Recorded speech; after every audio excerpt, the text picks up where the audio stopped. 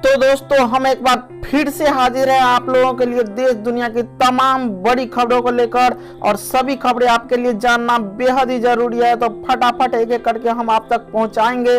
तो वीडियो को अंत तक जरूर देखें ताकि कोई भी खबर आपसे छूटने ना पाए। तो शुरुआत करते हैं हेडलाइन से। पीएम मोदी ने दिए बिहार को 541 करोड़ रुपए की सौगात और कहा राष्ट्र निर्माण में बिहार का बड़ा योगदान, यहाँ की धरती आविष्कारक और इनोवेशन की पर्याय है। संसद में बोले रक्षा मंत्री एलएसी पर चीन की घुसपैठ लगातार जारी, भारतीय सेना दे रही करारा जवाब। विधानसभा चुनाव से पहले बिहार को बड़ा तोहफा, मोदी कैबिनेट ने दरभंगा एम्स को दी मंजूरी। सब्जी के दामों में लगी आग, आलू और प्याज हुए थाली से गायब। एलएसी पर अंडरग्राउंड ऑप्टिकल फाइबर केबल का जाल बिछा रहा है चीन, जानेंगे पूरी खबर को। ड्रैगन की नई क्या है साजिश। इसी बीच अगली खबर की बात करें तो बिहार में वज्रपात से 9 लोगों की मौत, कई जिलों में बारिश ने मचाई तबाही। कोरोना महामारी के बीच मोदी सरकार को लगेगा एक और तगड़ा झटका, एबी ने जारी की ऐसी रिपोर्ट। जानेंगे पूरी खबर को विस्तार से दोस्तों। रिलायंस जियो ने लॉन्च किए नए क्रिकेट प्लान्स, घर बैठे देख सकेंगे आईपीएल।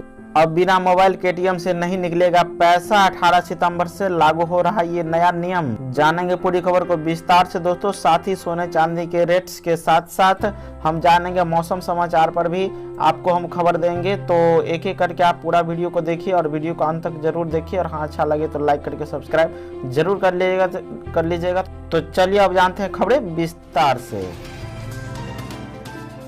प्रधानमंत्री नरेंद्र मोदी ने दिए बिहार को 541 करोड़ रुपए की सौगात, कहा राष्ट्र निर्माण में सूबे का बड़ा योगदान, यहाँ की धरती आविष्कार और इनोवेशन की पर्याय है। आपको बता दें दोस्तों, प्रधानमंत्री नरेंद्र मोदी ने वीडियो कॉन्फ्रेंसिंग के माध्यम से बिहार में शहरी बुनियादी ढांचे से संबंधित 7 परियोजनाओं का उद्घाटन और शिलान्यास किया। इनमें से 4 परियोजनाएं जलापूर्ति, 2 सीवरेज ट्रीटमेंट से संबंधित है और इन परियोजनाओं की कुल लागत 541 करोड़ रुपए है।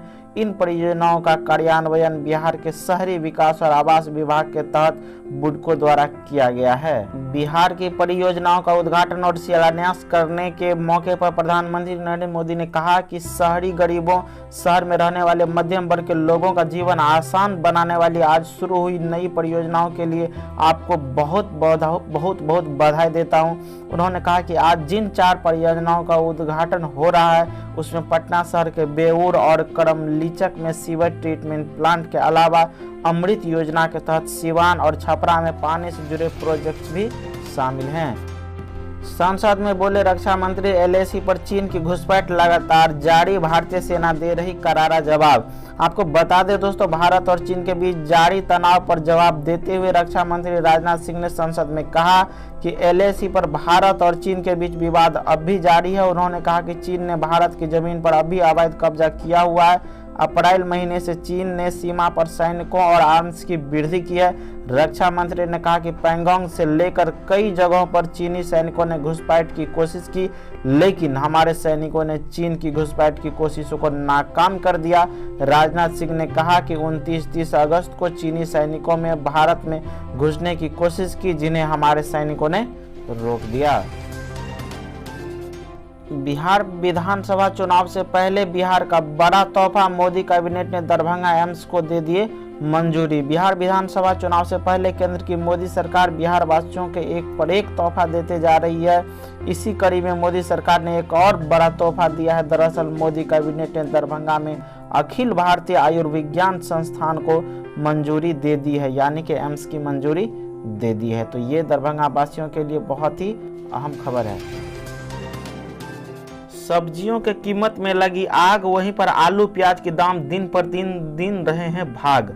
आपको बताएं दोस्तों, सब्जियों की कीमत इस वक्त आग लगी हुई है। लोगों की थाली से आलू, टमाटर और प्याज सहित अन्य हरी सब्जियां गायब हो रही है। टमाटर का भाव देश में 80 से 100 रुपए किलो बिक रहा है। वहीं पर आलू प्याज भी 40 से 50 रुपए प्रति किलो बिक रहा है। भारी बारिश के कारण सब्जियों की आयात मंडियों में कम हो गई है, जिसके कारण मांग और आपूर्ति में काफी अंतर हो गया है।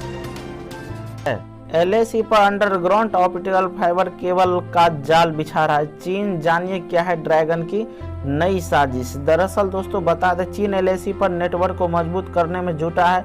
इसके लिए चीन एलएसी पर फाइबर ऑप्टिकल का जाल बिछा रहा है। खुफिया एजेंसियों से यह जानकारी मिली है। सेना को पैंगोंग लेक के दक्षिणी हिस्से में साजिश के सबूत मिले हैं। जानकारी के मुताबिक एलएसी पर चीन अपनी सेना के कम्युनिकेशन के लिए फॉरवर्ड पोजीशन पर अंडरग्राउंड केबल बिछा रहा। हाई स्पीड नेटवर्क के लिए पैंगोंग लेक के दक्षिणी इलाके में चीन ये काम कर रहा है ताकि चीनी सैनिकों के बीच बातचीत में आसानी हो सके।